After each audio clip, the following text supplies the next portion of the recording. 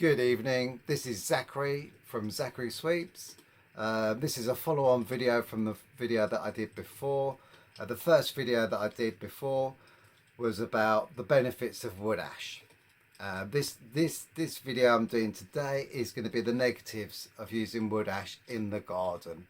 But I have to be honest with you, when I looked into it, there's more positives than there is negatives. So what I'm going to do with this is I'm going to finish it off on positives, but I'm going to do the negatives first, and then you'll be surprised by a few things I'm going to say at the end, which are positive for the garden, which I didn't know, and I had to look into it. So basically, what is wood ash good for in the garden? Due to the wood ash being an alkaline, and I got that out in the end. Due to it being an alkaline, you should ensure that you do not add it to any soil that has a pH level of more than 7.5. So like basically most soils in the world we're talking about are between 3.5 and 10. So like, and they can go higher. So I was like, I'm scratching my head and I'm thinking to myself, well, what does that mean? What does that mean for my back garden? I live in the UK. The island's the same as the UK weather-wise. It always rains all the time. So what does that mean for our soil in Ireland and the UK? And basically, in rainy countries, the pH level in the soil is 5 to 7. So that works out quite fine for us. So anywhere in Ireland and the UK, it's fine for the soil. If you live in like hot countries like Spain or the Mediterranean, Portugal, that sort of areas, probably Africa as well, and in parts of America, it's not going to be good for the soil.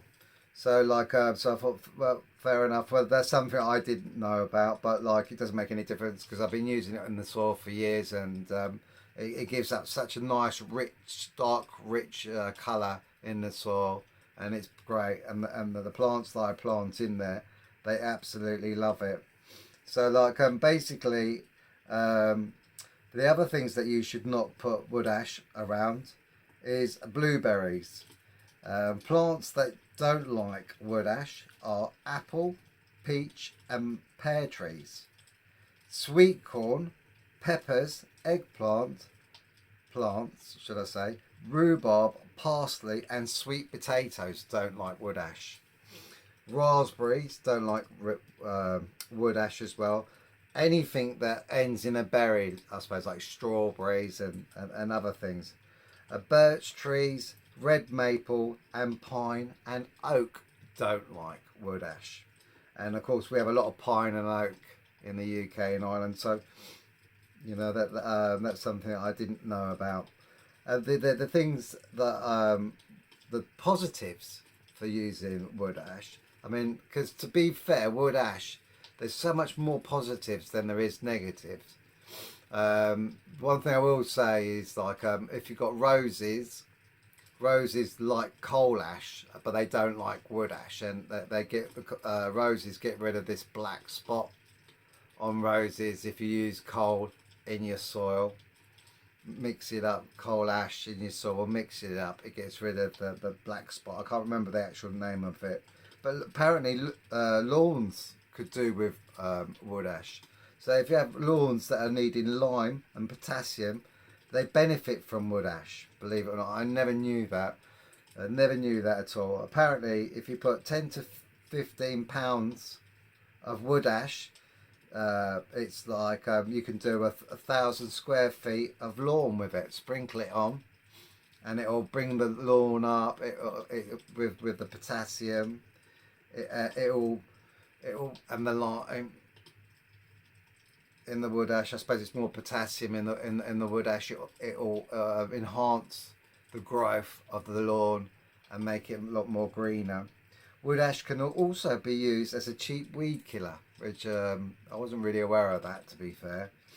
I know obviously it's got a lot of acid in it, but yes, it can be used as that. So So if you've got wood ash, if you've got an open fires or wood burners, don't throw your wood ash in the bin or your coal ash in the bin.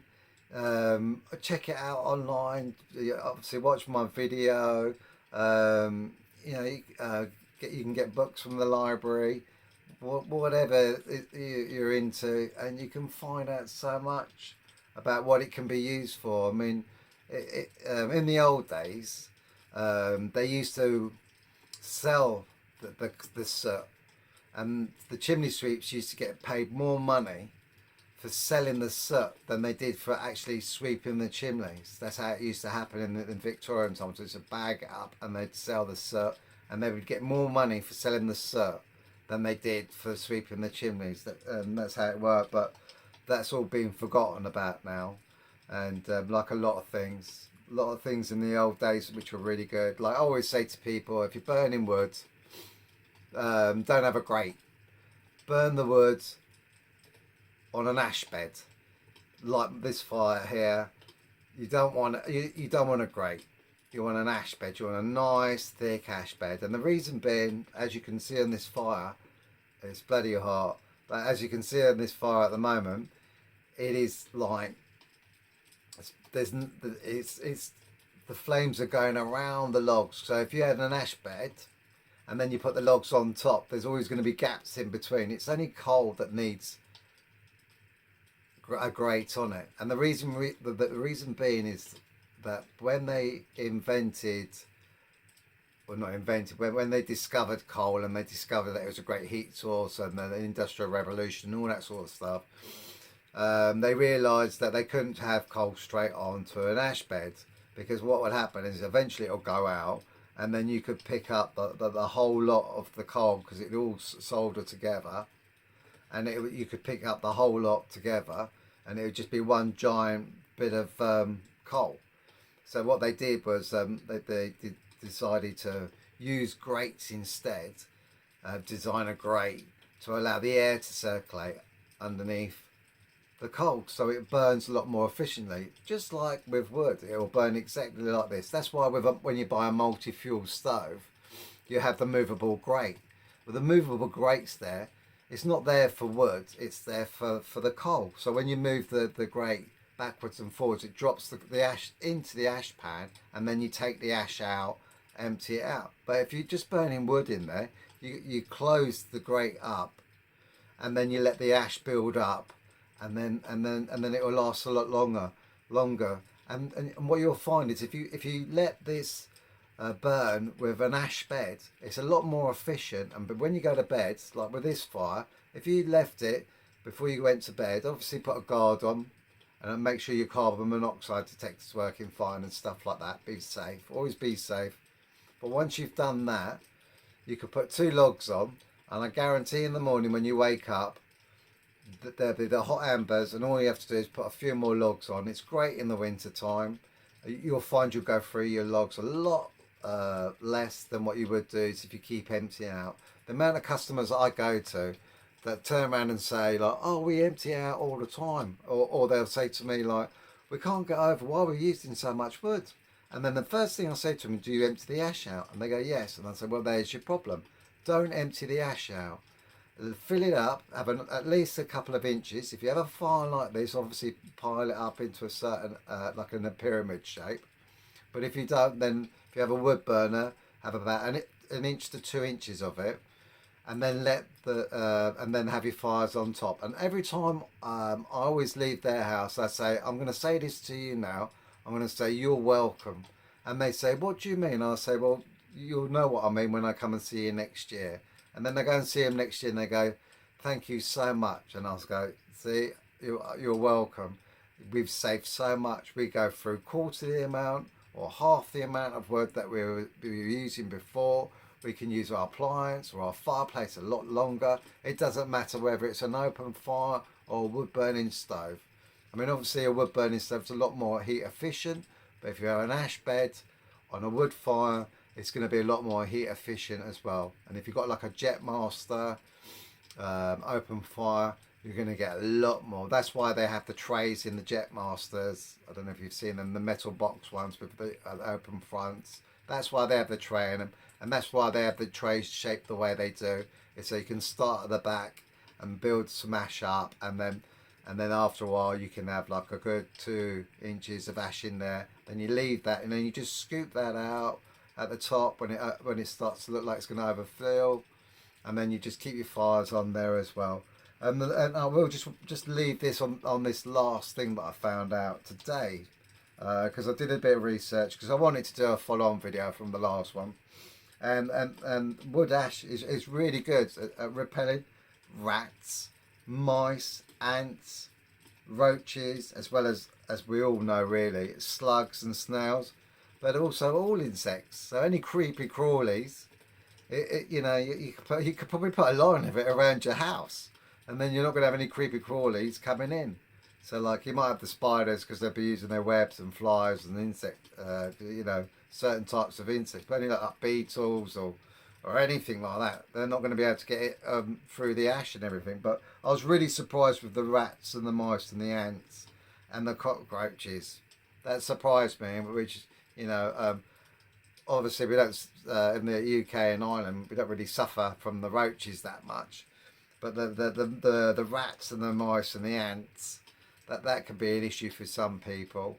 So to think that something as simple as wood ash can sort that out. But as I was saying, it's a really good idea to have a look, read up. There is so much more. I could go on and on and on. I mean, I've been talking for like nearly 12 minutes now. I wasn't going to do it as long as this, but as I said, I wanted to start off with the negatives, but like when I read more and more into it all, there's just so much positive stuff for wood and coal ashes. And what I'd really recommend that you do is never throw it out, because you want to use it all year round. And when the weather's nice and warm, we have had a horrible year this year, and I know that so many people have had their fires on most of this year because it gets so cold at night time, and it's just been a nightmare. I mean, I know people are still using their fires. I've been still using my fire. It's just been an absolute nightmare this year. Not every night, but it's been one of them years. So if you save up all your ash, you can bag it up, put it somewhere out of the way. You can use some of it for your composting. You can mix it up in the soil. You can do it with certain plants. It can do all sorts of things. So just think that, keep it. Obviously, don't overwhelm yourself with it, but it is amazing what you can use. But as I said, I wanted to carry on from the last video, do the negatives first, and then finish it off on the positives. I hope this you really benefit from this information that I'm sharing with you, and I hope you enjoy your fires and wood burners. And remember, stay safe. Make sure you always check your carbon monoxide detectors, and also get your chimney sweep to sweep your fireplaces and your wood burners once a year. And if you have any questions at all about your appliances or your open fires, whatever it is, always speak to the chimney sweep. The chimney sweep knows it all, really. Or they like to think they do, because you can imagine they deal with every single appliance on the market, and all the fitters, they fit them, but they don't service them and they don't sweep them like chimney sweeps do. So just remember, if you have any doubts or something's not working well, just go to the chimney sweep, speak to the chimney sweep, have a chat with him, bring him up, text message him. The way I work in my local area is I always say I'm not just a chimney sweep, I'm a chimney specialist. I do everything to do with chimneys, but I'm also here to give you advice. And even if you think it's something really silly, that's why I've been doing all these videos. I've changed the format of the way I'm doing videos now. If there's any questions you want to ask me, leave them in the comments below. If you like this video, give it the thumbs up. If you haven't subscribed to my channel, that'd be great if you do, because there's going to be a lot of fantastic content this winter.